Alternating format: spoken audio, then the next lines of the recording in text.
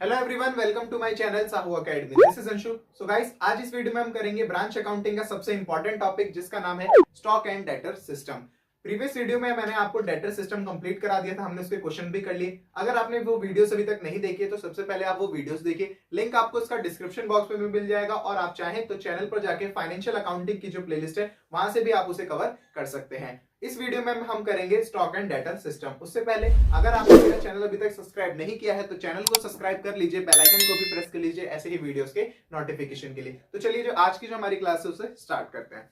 तो गाइस, आज जो हम करेंगे वो करेंगे स्टॉक एंड डेटर सिस्टम। आज इस वीडियो में हम सिर्फ जो भी फॉर्मेट है, जो भी कॉन्सेप्ट है उसका, वो हम देख लेते हैं। फिर आने वाली जो वीडियो में उसमें हम क्वेश्चन भी करेंगे एक। ठीक है, चलिए पहले देख लेते हैं कि सबसे पहले stock and debtor system. Debtor system आपको पता ही है, हम कर चुके हैं। डेटर सिस्टम में क्या होता था कि जो भी हेड ऑफिस अपनी ब्रांच को गुड्स सेंड करते थे, तो हेड ऑफिस उसे ब्रांच को कैसा ट्रीट करता था? As a debtor. बस वैसा ही है, बेस हमारा वही है। यानी जो हमारा इस पूरे ही मेथड का जो बेस है वो वही वाला कॉन्सेप्ट है, डेटर सिस्टम। बस इसके आगे एक नाम और लग गया, क्या? स्टॉक। यानी वो भी इंक्लूड है और एक स्टेप और आगे हम बढ़ गए। ठीक है, तो स्टॉक एंड डेटर सिस्टम, इसमें हमें कौन कौन से अकाउंट बनाने पड़ेंगे, इसमें कैसे कैलकुलेशन होगी। देखिए, जो भी हम ये अकाउंटिंग कर रहे हैं वो किस लिए कर रहे हैं? नेट प्रॉफिट या नेट लॉस कैलकुलेट करने के लिए। नेट प्रॉफिट या नेट लॉस कैलकुलेट करने के लिए। यानी अगर कोई भी आपका क्वेश्चन हो, कोई भी क्वेश्चन हो, अगर आप उसे चाहे स्टॉक एंड डेटर मेथड से निकालें या सिंपल डेटर मेथड से निकालें, तो आप क्या होगा, जो आंसर है वो दोनों का बिल्कुल सेम ही आएगा। ठीक है, बट ये वाला जो मेथड है काफी ज्यादा आपके एग्जाम में आता है, तो इस वाले मेथड को भी हम कर लेते हैं। देखिए, सबसे पहले आपको इसमें कुछ अकाउंट्स बनाने पड़ेंगे। वहां पर क्या था, डेटा सिस्टम में एक ही अकाउंट आप बनाते थे, बाकी जो अकाउंट बनाते थे वो सब मेमोरेंडम में बनाते थे, यानी वर्किंग नोट के लिए बनाते थे। बट यहाँ आपको रियल में ये अकाउंट बनाने पड़ेंगे। ठीक है, सबसे पहले देखिए branch stock account. Branch stock account बनाते हैं यहाँ पर। उसके बाद ब्रांच डेटर्स अकाउंट बनाना पड़ सकता है हमें। यहाँ पर ब्रांच एक्सपेंस अकाउंट की ब्रांच ने जो भी खर्चा किया उसका अकाउंट। सबके आगे आप देख रहे हो ब्रांच लगा हुआ है। ठीक है, तो ब्रांच आपको लगाना है। ब्रांच एडजस्टमेंट अकाउंट, एक यहाँ पर ये एक नया अकाउंट आ गया, ब्रांच एडजस्टमेंट अकाउंट। ये क्या है, कैसे होगा, सब अभी हम देखेंगे आगे। इसके बाद ब्रांच पी&एल अकाउंट। जो ब्रांच पी&एल अकाउंट है, इसी से क्या आता है हमारा नेट या नेट प्रॉफिट या फिर नेट लॉस। इसी अकाउंट, ये जो सबसे मेन अकाउंट यही है, बिकॉज इसी से हमारा नेट प्रॉफिट या नेट लॉस आएगा। और ये जो ब्रांच एडजस्टमेंट अकाउंट है, ये जो ब्रांच एडजस्टमेंट अकाउंट है, ये कब बनेगा? When goods sent to branch, when goods sent to branch at invoice price, यानी जब भी इनवॉइस प्राइस का केस होगा तभी ये वाला अकाउंट बनेगा, एडजस्टमेंट अकाउंट। बाकी अगर आपको कोई भी नहीं दिया तो सिंपली आप पी&एल अकाउंट ही बनाएंगे। तो एडजस्टमेंट अकाउंट से क्या कैलकुलेट होगा? तो एडजस्टमेंट अकाउंट से हमारा ग्रॉस प्रॉफिट या ग्रॉस लॉस कैलकुलेट होगा, जिसे हम कहां ट्रांसफर कर देंगे? पी&एल अकाउंट में। और पी&एल अकाउंट में सबसे लास्ट में क्या निकल जाएगा? नेट प्रॉफिट या नेट लॉस। तो ये अकाउंट काफी ज्यादा मेन है, दोनों ही अकाउंट। इसके बाद एक account goods send to branch account बनाना पड़ सकता है हमें। ठीक है, बाकी सब कुछ क्या है, सेम ही है, कॉन्सेप्ट बिल्कुल वही वाले हैं। चलिए अब धीरे धीरे देख लेते हैं कि सबसे पहले ये अकाउंट बनेंगे कैसे, इनका फॉर्मेट क्या है। तो सबसे पहले बात कर लेते हैं अपने ब्रांच स्टॉक अकाउंट की। ब्रांच स्टॉक अकाउंट हम कैसे बनाएंगे? ठीक है, अब फॉर्मेट एक बार नोट कर लेते हैं। सिंपल, जैसे हम टी शेप अकाउंटिंग करते हैं, सारी अकाउंटिंग वैसे ही होगी। देखिए, ब्रांच स्टॉक अकाउंट, यहां पर हेडिंग डालेंगे ब्रांच स्टॉक अकाउंट। ये जो ब्रांच स्टॉक अकाउंट है, यानी ब्रांच का स्टॉक, ब्रांच का स्टॉक। सबसे पहले ब्रांच के स्टॉक अकाउंट में क्या होता है, आपको सबसे पहले ओपनिंग बैलेंस दिया जाता है, to balance brought down. To balance brought down, सबसे पहले आपने यहां पर ओपनिंग बैलेंस लिख लिया, यहां पर ओपनिंग बैलेंस आ जाएगा। इसके बाद स्टॉक अकाउंट। स्टॉक अकाउंट एक कैसा अकाउंट है? एक एसेट अकाउंट है, बिकॉज स्टॉक क्या है? एसेट। तो एसेट जब भी इंक्रीज होगा तब उसे डेबिट करेंगे, जब भी डिक्रीज होगा तब उसे क्रेडिट करेंगे। तो ये हमारी क्या है? डेबिट साइड, और ये हमारी क्रेडिट साइड। तो देखते हैं और किन वजह से हमारा स्टॉक बढ़ सकता है। स्टॉक कब बढ़ेगा? ब्रांच का स्टॉक जब हेड ऑफिस उसे गुड्स सेंड करेगा, यानी to goods send to branch account, to goods send to branch account, तो goods send to branch account, जितना भी अमाउंट है वो यहां पर आ जाएगा। ठीक है, ये करने के बाद यहां पर फिर मैंने एक नाम आपको और बताया था, branch adjustment account. Branch adjustment account एक मैंने आपको और बताया था, तो यहां पर मैं वो भी बता देता हूं। आप देखिए, ब्रांच एडजस्टमेंट अकाउंट। अब ये एडजस्टमेंट क्या है, ये मैंने आपको बताया था, ये तभी हम बनाएंगे जब क्वेश्चन किसका हो? When goods are send to branch at invoice price, यानी जब इनवॉइस प्राइस पर भेजा जाएगा तब वहां पर आपने डेटर सिस्टम में भी क्या करा था, एडजस्टमेंट करी थी, उसमें से प्रॉफिट पोर्शन हटाया था। तो वो जो प्रॉफिट पोर्शन हमने हटाया था वो सिर्फ एक ब्रांच अकाउंट बनाया और उसी में हमने उसकी दूसरी साइड से हटा दिया। जैसे ओपनिंग बैलेंस ये अगर इनवॉइस प्राइस पर है तो इनवॉइस प्राइस पर है यानी इस पे प्रॉफिट इंक्लूड है, उसे हटाने के लिए जस्ट इसके अपोजिट एंट्री हमें करनी होती थी। बट ये एंट्री यहां ना करके अब हम ये एडजस्टमेंट कहां करेंगे, एडजस्टमेंट अकाउंट में। तो तभी इसका नाम क्या है, एडजस्टमेंट अकाउंट। यानी जब भी आप किसकी बात करेंगे, इनवॉइस प्राइस की, तब आपको कोई भी एडजस्टमेंट करनी हो तो वो एडजस्टमेंट आप उस अकाउंट में ना करके किस में करेंगे, ब्रांच एडजस्टमेंट अकाउंट में। तो यहां पर हम लिख देंगे, देखिए अगर ये किस पर है, इनवॉइस पर, तो इसके जस्ट अपोजिट यानी क्रेडिट साइड में, तो यहां पर क्रेडिट साइड में लिख दिया जाएगा by stock reserve, by stock reserve, और यहां पर अमाउंट आ जाएगी, जितना भी परसेंट होगा वो आप कैलकुलेट कर लेंगे। तो ये सब मैंने आपको कराया हुआ है, इसलिए मैं कहा पहले आप प्रीवियस वीडियोस देखिए, तब आप उससे अच्छे से समझ पाएंगे। इसके बाद गुड्स सेंड टू ब्रांच, अगर ये भी इनवॉइस प्राइस पर है तो क्या होता था, इसे भी हम क्या करते थे, यहाँ पर by goods send to branch और उसमें प्रॉफिट वाला पोर्शन, तो सेम यहां पर लिख देंगे उसे by goods send to branch account, goods send to branch account, और यहां पर प्रॉफिट पोर्शन आ जाता था, जितना भी परसेंट प्रॉफिट दिया तो उतना कैलकुलेट करके हम यहां पर लिख देते थे। इसके बाद देखिए अब आ जाते हैं दोबारा से स्टॉक अकाउंट पे। अब स्टॉक अकाउंट ये आ गया, अभी हमने बढ़ने की बात करी कि स्टॉक अकाउंट किन किन वजह से बढ़ सकता है। अब हम देखते हैं कि जो हमारा स्टॉक अकाउंट है वो किन किन वजह से डिक्रीज हो सकता है, यानी कम हो सकता है। यानी जब हम सेल करेंगे तब हमारा क्या होगा, स्टॉक कम हो जाएगा, तो इसलिए क्रेडिट साइड। अब सेल भी दो तरीके से होती है, या तो कैश सेल होगी या फिर क्रेडिट सेल होगी। अगर कैश सेल्स होती है तो यहाँ पर हम क्या लिख देते हैं, बाय कैश, और ये हमारी सेल्स हो गई और हमने ये यहां लिख दिया। इसके बाद क्रेडिट सेल होती है तो क्या बढ़ जाते हैं हमारे डेटर, तो हम क्या लिखते थे यहाँ पर, बाय ब्रांच डेटर, यहाँ पर हम लिख देंगे बाय ब्रांच डेटर, और ये क्या हो गया हमारा, क्रेडिट सेल हो गई, ये हमारी क्रेडिट सेल है, और ये भी अमाउंट किधर आ जाएगा, बाहर आ जाएगा। इसके बाद जो हमारा डेटर है, डेटर नहीं, अभी हम स्टॉक की बात करें तो ये जो स्टॉक है वो और किन किन वजह से कम हो सकता है। देखिए सबसे पहले हमने ये देखा कि ब्रांच स्टॉक जो भी है वो बेच दिया तो कम हो जाएगा, कुछ लॉस हो जाता है, कुछ एबनॉर्मल लॉस या कुछ नॉर्मल लॉस हो जाते हैं। अभी बस आप लिख लीजिए abnormal loss, by abnormal loss, तो आप इसे लिख देंगे, माइनस कर देंगे यहां से, और यहां से भी हटा देंगे अगर कोई नॉर्मल लॉस हो जाता है। अब इसमें डिफरेंस क्या है नॉर्मल और एबनॉर्मल लॉस में, तो इसे अभी बाद में करेंगे, ठीक है। बस आप यहां लिख लीजिए, बिकॉज जो भी लॉस होता है, जैसे लॉस बाय फायर हो गया, लॉस बाय थेफ्ट हो गया, तो ये सब कहां आते हैं, उसमें से आप माइनस कर दोगे उसे, यानी कम हो जाएगा स्टॉक हमारा। इसके बाद ठीक है, यानी जिन जिन चीजों की वजह से हमारा स्टॉक कम हो रहा है उसे आप क्रेडिट करते जाएंगे, जिन जिन चीजों की वजह से हमारा अकाउंट बढ़ रहा है तो उसको डेबिट करते जाएंगे। फिर जब क्लोज कैसे करते हैं अकाउंट, दोनों साइड का टोटल करते हैं, दोनों साइड का टोटल करते हैं। अच्छा एक चीज और रह गई यहाँ पर, मान लीजिए जब हम गुड्स क्या करते हैं, अपने गुड्स ब्रांच को भेजते हैं तो ब्रांच भी हमें वापस करता है गुड्स, ब्रांच भी हमें गुड्स वापस करता है, ठीक है। तो जो वापस उसने करे तो उससे क्या हो रहा है, स्टॉक उसका कम हो रहा है, ठीक है, ब्रांच का स्टॉक कम हो रहा है। तो यहां पर by goods send to branch account, by goods send to branch account, by goods send to branch account, ये हमारी क्या है, रिटर्न है, जो ब्रांच ने रिटर्न कर दिया, बिकॉज उसके बाद जो गुड्स आया था उसमें से उसने कुछ रिटर्न कर दिया तो यहां से माइनस हो गया।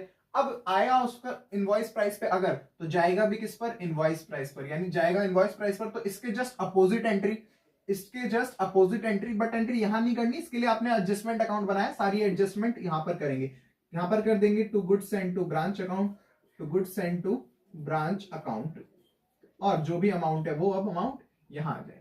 यानी और जो भी कुछ अगर बचा हुआ है जिन वजह से कम हो रहा है या बढ़ रहा है वो सब हमारा किस में आएगा, स्टॉक में। अब दोनों साइड का टोटल कर देते हैं, दोनों साइड का टोटल कर देते हैं। अगर बैलेंस इस तरफ बचता है, अगर बैलेंस इस तरफ बचा है, और कई क्वेश्चन में आपको क्या होगा कि ओपनिंग बैलेंस नहीं दिया जाएगा और क्लोजिंग बैलेंस नहीं दिया जाएगा, अगर बैलेंस इस तरफ बचता है और ओपनिंग बैलेंस ना दिया जाए तो वही हमारा क्या बन जाएगा, ओपनिंग बैलेंस। बट अगर आपका बैलेंस भी इस तरह बच रहा है, आपको यहाँ पर ओपनिंग बैलेंस क्वेश्चन में पहले से गिवन है, तो वो क्या होता है हमारा, वो हमारा सरप्लस होता है, वो हमारा सरप्लस बोला जाता है उसे। और इसे कहां से एडजस्ट करते हैं, ब्रांच एडजस्टमेंट अकाउंट से, तो ये चला जाएगा हमारा ब्रांच एडजस्टमेंट अकाउंट में। जब आप करेंगे धीरे धीरे, जब हम क्वेश्चन सॉल्व करेंगे तब हम देखेंगे इसे, ये सरप्लस क्या है। अब यहां देख लेते हैं एक बार, यहां पर क्या होता है, यहां पर होता है हमारा दोनों साइड अगर यहाँ पर बैलेंस बचे, अगर बैलेंस क्रेडिट साइड में बचे तो इसका मतलब यहाँ पर क्या है, ओपनिंग हो गया हमारा जैसे यहाँ पर, तो यहाँ पर क्या होता है, क्लोजिंग बैलेंस होता है, तो बाय बैलेंस CD करके यहाँ हमारा क्लोजिंग बैलेंस आ जाएगा। अब सपोज कि आपको क्लोजिंग बैलेंस भी क्या है, गिवन है, फिर भी बैलेंस यहाँ बच रहा है, तो जैसे यहाँ सरप्लस था तो यहाँ आके वो क्या हो जाएगी, हमारी शॉर्टेज हो जाएगी। ठीक है, तो अब यहाँ पर स्पेस नहीं है तो मैं इधर लिख देता हूं, यहाँ पर अगर बैलेंस बच जाता है तो वो हमारी क्या है, शॉर्टेज है, वो हमारी शॉर्टेज है। ठीक है, यहां तक समझ आ गया। तो ये था हमारा सिर्फ स्टॉक अकाउंट। स्टॉक अकाउंट में क्या है, जिस वजह से स्टॉक बढ़े वो इधर, जिस वजह से स्टॉक कम हो वो क्रेडिट साइड में। अब बैलेंस देख लेते हैं, अगर बैलेंस इस तरफ बचता है और आपको ओपनिंग गिवन नहीं है तो वो आपका ओपनिंग, अगर बैलेंस इस तरफ बचता है, क्लोजिंग गिवन नहीं है तो वो आपका क्लोजिंग, बट ओपनिंग भी गिवन है, क्लोजिंग भी गिवन है, उसके बाद भी कहीं बैलेंस बच जाए तो उसके बाद अगर बैलेंस इधर बचा तो वो हमारा सरप्लस होगा, जहां ब्रांच एडजस्टमेंट अकाउंट से एडजस्ट करेंगे। सेम ऐसे ही यहां पर अगर बैलेंस बचता है तो वो भी शॉर्टेज है, और इसे भी कैसे एडजस्ट करेंगे हम, ब्रांच एडजस्टमेंट अकाउंट से, ब्रांच एडजस्टमेंट अकाउंट से हमें अलग करेंगे। ठीक है, तो यहां तक हमारा क्या था, ये branch stock account.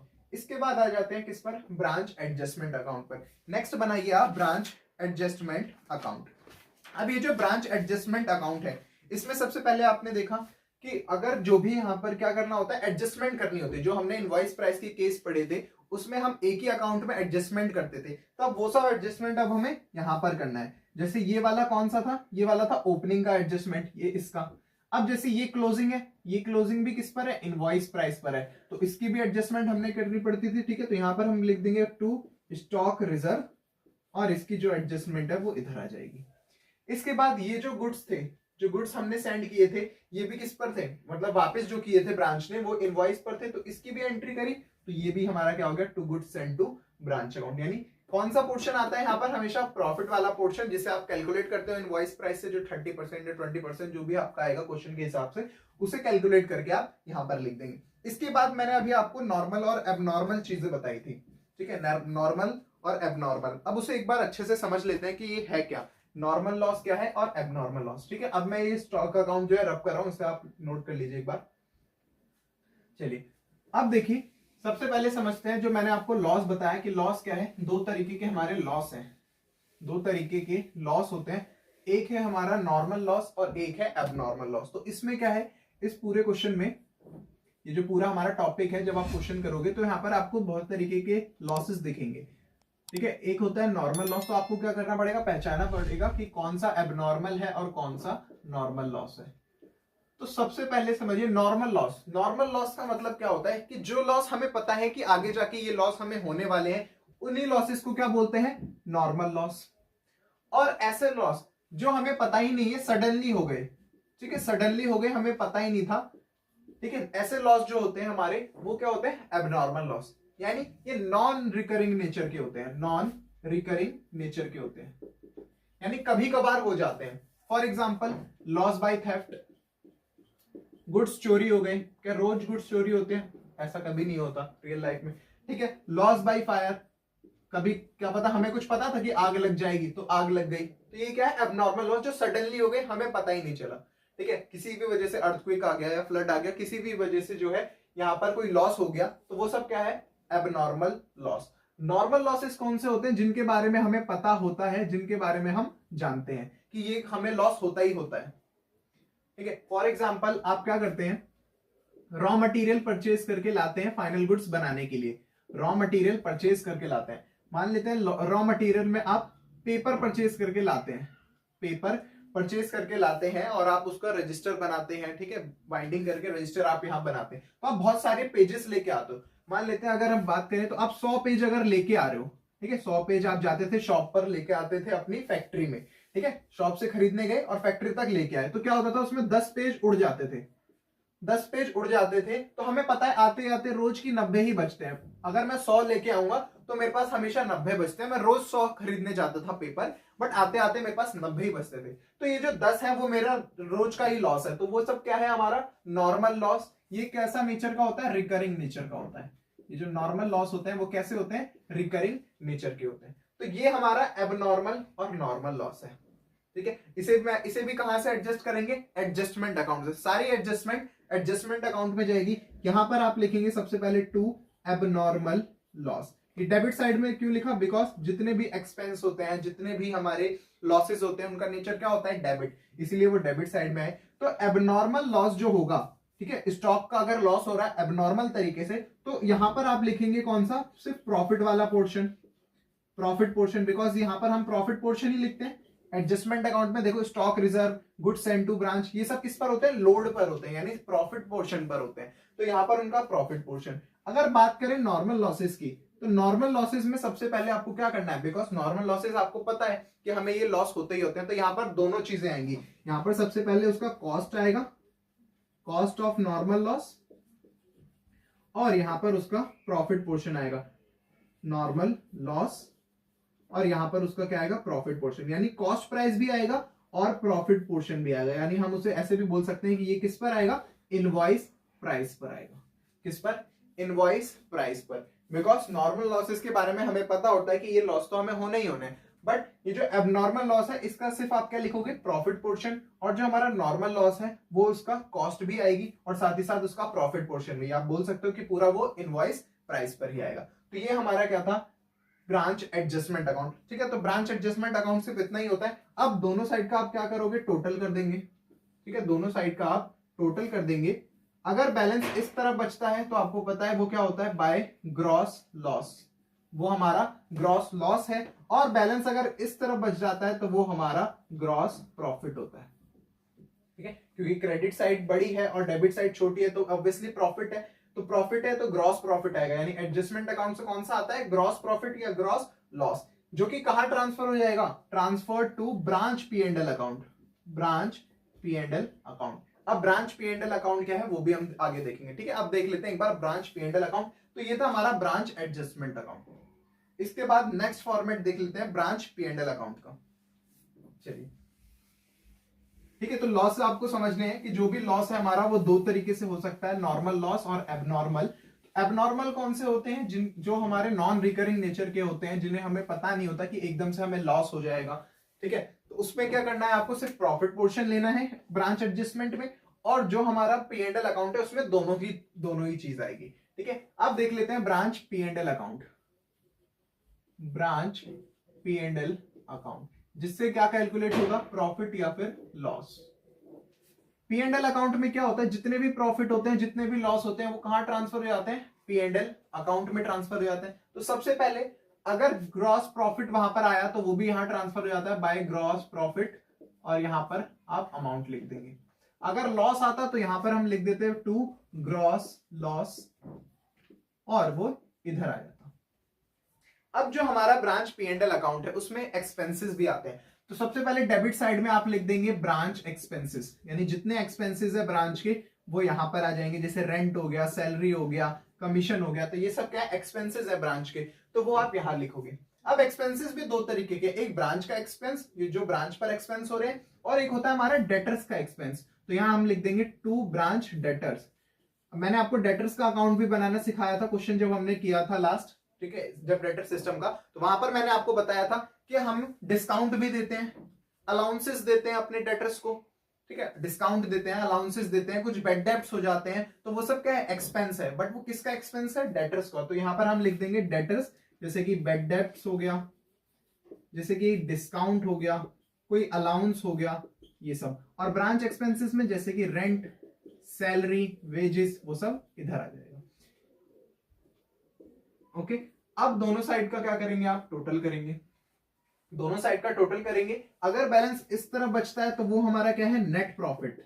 Net profit जो कि कहां ट्रांसफर हो जाएगा, general P and L account. General P and L account कौन सा है, पूरी की पूरी कंपनी का जो पी एंड एल अकाउंट है वही general P and L account है। और बैलेंस अगर इस तरफ बचता है तो वो भी आपको पता है वो क्या हो जाएगा, हमारा नेट लॉस हो जाएगा, जो भी कहां ट्रांसफर होगा, general P and L account के अंदर, general P and L account के अंदर। तो ये हमारा सिंपल सा क्या है, पी एंड एल अकाउंट है। ठीक है, ये हमारा पी एंड एल अकाउंट है। इसके बाद और कौन सा अकाउंट रह गया, देखिए मैंने आपको ब्रांच एडजस्टमेंट अकाउंट बता दिया। इसके बाद मैंने आपको ब्रांच एडजस्टमेंट हो गया, प्रॉफिट एंड लॉस अकाउंट मैंने आपको बता दिया। अब जो अकाउंट है वो डेटर्स अकाउंट बचा था। डेटर्स अकाउंट भी मैंने आपको पहले बता रखा है। ठीक है, डेटर्स अकाउंट भी मैंने आपको पहले बताया हुआ है, बट एक बार फिर से एक बार देख लीजिए थोड़ा सा कैसे बनाते हैं। देखिए जो हमारा डेटर्स अकाउंट है, डेटर्स भी क्या है, एक एसेट है, इसको भी स्टॉक की तरह ट्रीट करिए, यानी जब भी एसेट बढ़ेगा तो आप उसे डेबिट करेंगे, कम होगा तो उसे क्रेडिट करेंगे। ये देखिए branch debtors account, branch debtors account. यहां पर आप क्या लिखेंगे, डेबिट साइड में हमारा जो भी आपको ओपनिंग बैलेंस दिया होगा डेटर का वो यहां आ जाएगा, टू बैलेंस ब्रॉट डाउन, और यहां आप लिख देंगे ये क्या होगा, ओपनिंग बैलेंस। क्लोजिंग बैलेंस है तो वो इधर आ जाता है बाय बैलेंस CD, और ये आपका क्लोजिंग बैलेंस हो जाएगा, ये आपका क्लोजिंग बैलेंस। अब डेटर्स किन किन वजह से बढ़ता है, जब डेटर्स को हम उधार सेल करते हैं, तो यहां पर लिख दीजिए उधार सेल करते हैं तो यहां पर आ जाएगा टू ब्रांच स्टॉक, बिकॉज हमने क्या करा, सेल किया, टू ब्रांच स्टॉक, यहां पर वो आ जाएगा।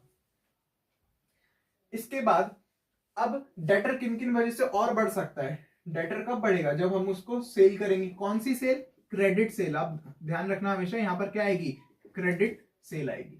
इसके बाद आ जाते हैं किन किन वजह से डेटर्स कम होता है। डेटर्स कम किन वजह से होता है, जब वो हमें कुछ पैसा अपना दे देते हैं, ठीक है, यानी बाय कैश, जब डेटर्स से पैसा मिलता है तो डेटर्स कम हो जाते हैं, तो यहां पर लिख दिया जाएगा। अब डेटर्स अपना गुड्स अगर वापस भी कर दें, यानी गुड्स वापस कर देते हैं अगर डेटर, तब भी क्या है, डेटर्स कम हो जाएंगे, तो यहां पर आप लिख दीजिए by branch stock, by branch stock, ठीक है। ये गुड्स किससे आए, डेटर्स से आए, तो ये क्या है, हमारी सेल्स रिटर्न, जो डेटर्स को हमने सेल किया था वो इन्होंने रिटर्न कर दिया, तो डेटर्स कम हो गए। इसके बाद अभी मैंने आपको बताया डेटर्स किन वजह से कम हो सकते हैं, जैसे डिस्काउंट दे दिया हमने, या वो बैड डेब्ट्स हो गए, ठीक है, बैड डेब्ट्स हो गए, या हमने कोई अलाउंस उन्हें दे दिया, इन वजह से डेटर्स क्या है, कम हो सकते हैं। और ये सब के सब क्या है, ब्रांच डेटर के एक्सपेंसेस है, जो कहां चले जाते हैं, P&L अकाउंट की डेबिट साइड। तो ये था हमारा सिर्फ ब्रांच डेटर्स अकाउंट, ठीक है। तो इतना ही है ब्रांच डेटर अकाउंट, दोनों साइड का क्या करेंगे आप, टोटल करेंगे, ठीक है। क्लोजिंग जो है सबसे जो आपको ध्यान रखना है, सबसे ज्यादा ध्यान जहां रखना है वो हमेशा क्लोजिंग पर, हर अकाउंट की क्लोजिंग पर। कई क्वेश्चन में आप देखोगे कि आपको अगर ओपनिंग बैलेंस नहीं दिया और आपने जब टोटल किया तो बैलेंस अगर इस तरह बचता है तो वही आपका ओपनिंग बैलेंस हो जाएगा। इधर आ जाइए क्रेडिट साइड में, अगर बैलेंस इस तरह बचता है और यहां पर आपको क्लोजिंग नहीं दिया तो वो आपका क्लोजिंग हो जाएगा। बट ऐसा भी तो हो सकता है कि आपको दोनों ही चीज दे दी हो, ऐसा भी हो सकता है कि आपको दोनों चीज दे दी हो। अगर दोनों चीज दे दी गई होगी तो यहां से कुछ ना कुछ आपको नहीं दिया होगा। जैसे मान लीजिए आपको ओपनिंग बैलेंस दे दिया गया और यहां बैलेंस बचा, ठीक है, यहां बैलेंस बचा, तो ये जो बैलेंस है वो क्या हो जाएगा, हमारा क्रेडिट सेल, यानी यहाँ पे जो ये वाला अकाउंट है, ठीक है, इससे ज्यादा कुछ चीज नहीं होगी। इसको आप ध्यान रखो कि यहाँ पर क्रेडिट सेल है। अगर आपको ये ओपनिंग बैलेंस गिवन है फिर भी बैलेंस बच रहा है तो वो हमारी पक्का क्या होगी, बैलेंसिंग फिगर जो भी होगी वो बैलेंसिंग फिगर हमारी ये ब्रांच स्टॉक अकाउंट ही होगी। अगर बैलेंस इस तरह बच रहा है और क्लोजिंग भी आपको गिवन है तो ऑब्वियस सी बात है इन सब में से कुछ आपको गिवन नहीं होगा, यानी कैश हो सकता है या फिर ब्रांच डेटर या डिस्काउंट या अलाउंसेस, तो वो सब वो बन जाएंगे, यानी इसमें कुछ और अलग से नहीं आता है, ठीक है। यहाँ पर कोई शॉर्टेज कोई सरप्लस नहीं होता, या तो क्लोजिंग या ओपनिंग बनेगा वो, अगर क्लोजिंग ओपनिंग नहीं दिया होगा तो यानी अगर इधर बैलेंस बचता है तो वो आपको टू ब्रांच स्टॉक यानी क्रेडिट सेल होगी, अगर इधर बैलेंस बचता है तो इसका मतलब वो बाय कैश होगा। बस आपको इतना ध्यान रखना है, ठीक है। तो गाइस ये था हमारा ब्रांच डेटर्स अकाउंट। ऐसे ही और जो अकाउंट है वो बनते रहेंगे। आपको मैंने सारे अकाउंट के क्या बता दिए, फॉर्मेट बता दिए। इसी पे आप नोट करना चाहते हैं नोट कर लीजिए। चलिए तो गाइस आज हमने इस वीडियो में क्या करा, इस वीडियो में हमने इंट्रोडक्शन देखा, कॉन्सेप्ट देखे कि डेटा सिस्टम में आप कौन कौन से अकाउंट बनाएंगे, किस अकाउंट से क्या क्या निकलेगा, ठीक है। फॉर्मेट आज हमने देखा, तो नेक्स्ट वीडियो में हम इसका क्वेश्चन भी करेंगे। आई होप आपको क्लास काफी ज्यादा अच्छी लगी होगी। क्लास आपको अच्छी लगी है तो वीडियो को लाइक करिए, चैनल को सब्सक्राइब कर लीजिए और बेल आइकन को भी प्रेस कर लीजिए ऐसे ही वीडियोस के नोटिफिकेशन के लिए। Thank you.